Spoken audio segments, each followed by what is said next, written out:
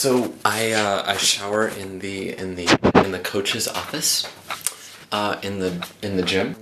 You can see here it is. It's very nice. Yeah.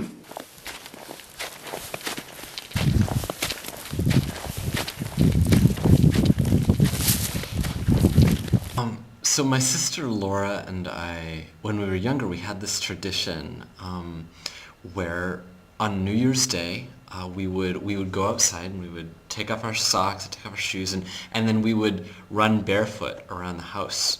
And even though I have that experience, you know, I feel like taking that shower earlier today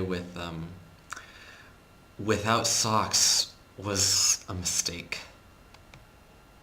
I guess the lesson that I learned is that cold is one thing, and walking barefoot in the cold, for 30 seconds, that's no problem. But snow is something very different, just another animal. 2 nights ago, Friday night, it started to snow. And I said, it'll never last, because, we've gotten, some sleet, and we've had even some real, some flakes, but nothing has stuck. It always has been gone, and this isn't normal for Bitterfeld. Just like I hear Minnesota is just like, um, you know, um, I've heard it described as a non-winter this year. That's kind of what we've been having too, that there just has been no snow. And I've missed it. I've missed it a lot.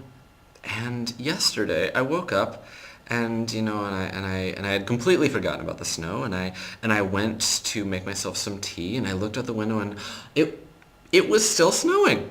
And what was more, there was snow on the ground, and was I ever flabbergasted? You can see what it looks like here.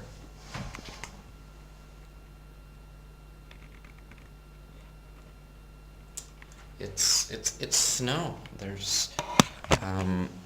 There's just no doubt about it. And so I drank my tea, I got dressed, and then I went for a hike in the snow. At Carleton, I used to go for a lot of walks in the Arb. And a lot of times I would just wander. But over the 4 years, a lot of times I found myself walking some particular paths. And they were routes that I would just do again and again and again because, they reminded me of something, or, they were good thinking kind of paths. And they became something like a meditation for me. And I've found myself starting to do the same thing here in Bitterfeld, having a couple of paths that I've just gotten to know pretty well, where I can go and do my thinking or whatever it may be. And they're some of the most beautiful places that I've found here yet. And that was where I headed when I went out on my hike yesterday. So I walked through the park, by where all those animals live, and then through a street of houses, until I got to the edge of town.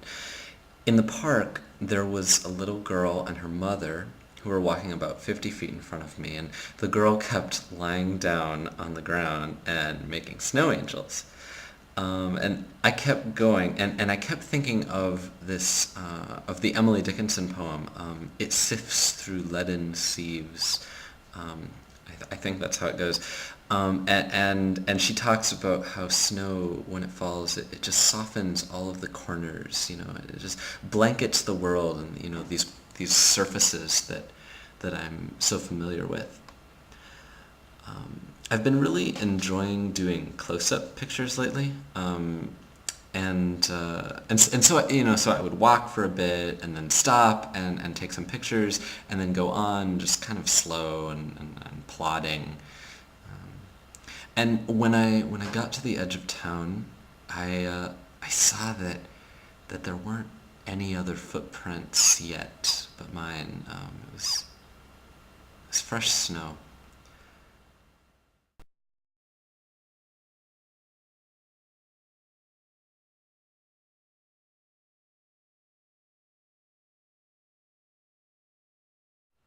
One of the first amazing things I found then was what I'm pretty sure is a cocoon. It looked like a folded up leaf, one that's folded up from drying out. But it was just too symmetrical and too just vividly green for this time of year to be a leaf, unless it was just a very strange leaf. So I think it was a cocoon, but it just was clinging to the bark of this tree so precariously. Um, and I looked for more of them around, but this was the only one I saw. It wasn't, I don't know, it wasn't something I'd actually ever seen before. Um, and then on another tree, I saw something else that I'd also never seen before, and I think it must have been a strand of spider's web, and the rest of the web, I guess, had been broken apart in the snowfall. But this one strand of the web was still there, and it spanned a little like bowing out in the tree trunk, um, like it was like a harp string. And this strand of spider silk had captured snowflakes along its length. It was. I see a lot more spiders in Germany than I'm used to seeing at home.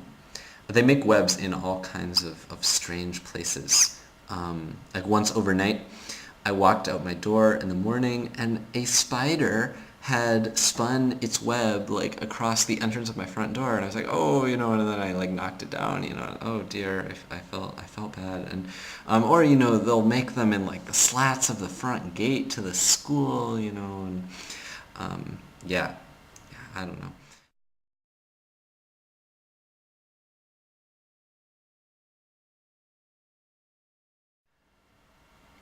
And the snow brought this calm, kind of strange feeling over me.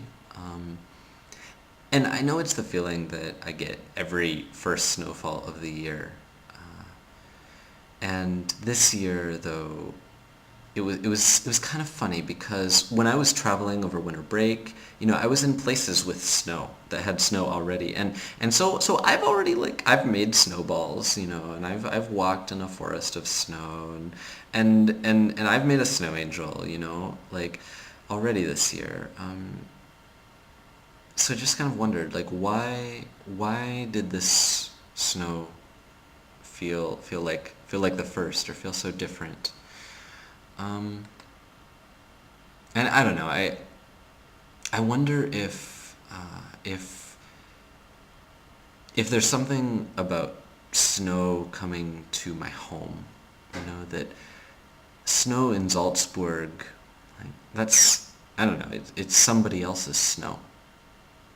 And snow in Bitterfeld, on this place that I've become so familiar with after 5 months. It's like it's the snow is on the fence that I pass every day, and on these trees I walk by when the sun, when the sun is out or when the sky is clear and the stars are out, and it's softening all these corners that I'm growing to know pretty well.